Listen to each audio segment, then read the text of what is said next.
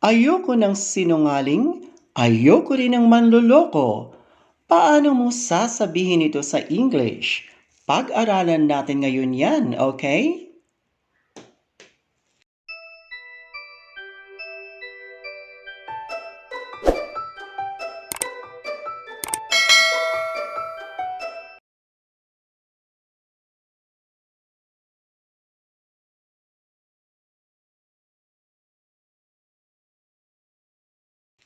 Example 1. Ayoko ng sinungaling, ayoko rin ng manloloko. I don't like a liar, I don't like a scammer either. Sa example na ito, pareho mong ayaw ang sinungaling, liar, at manloloko, scammer. Example number 2. Ayoko ng lasinggo, ayoko rin ng addict. I don't like a drunkard or alcoholic. I don't like an addict either. It means na pareho mong ayaw ang lasenggo, drunkard, or alcoholic at addict o addict.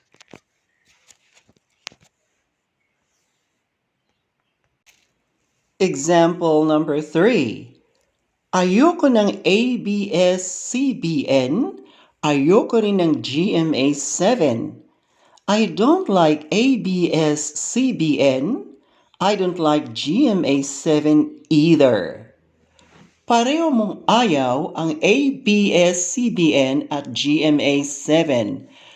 Pag ayaw mong pareho ang dalawang bagay o tao, gamitin mo ang either.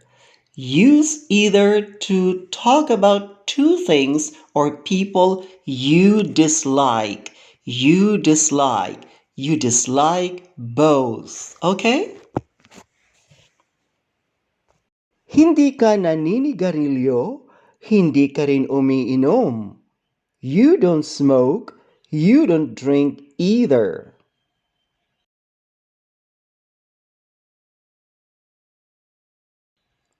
Hindi ka nagsisimba, hindi ka rin nagdadasal.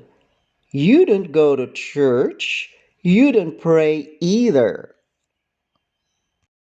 Example 6. Hindi kami magkaaway, hindi rin kami magkaibigan. We are not friends, we are not enemies either.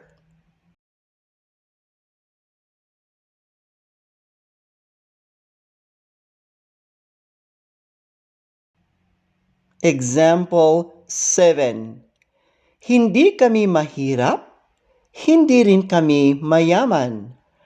We are not poor, we are not rich either. Example 8. Ayaw nila ng globe, ayaw rin nila ng smart. They don't like globe, they don't like smart either. Example 9. Ayaw nila ng chismis, ayaw rin nila ng fake news. They don't like gossip, they don't like fake news either. That's all we have time for. Thank you for watching. Please don't forget to subscribe, like, comment, and share. See you next time. Bye for now.